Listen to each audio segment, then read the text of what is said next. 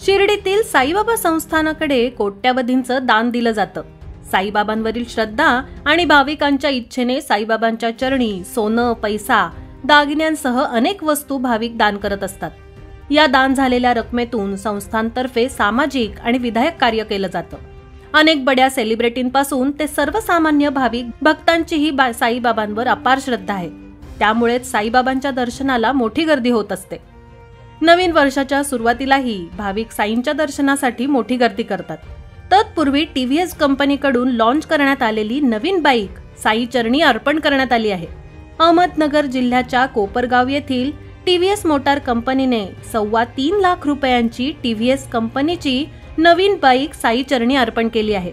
TVS कंपनीची जी ही नवीन motor bike येथेही आम्ही साई चरणी दान करतो।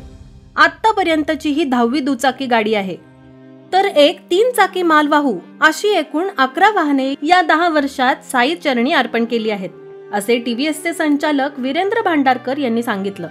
310 सीसी अपाची रेसिंग बाईकचे नवीन मॉडेल लॉन्च झालेलं आहे।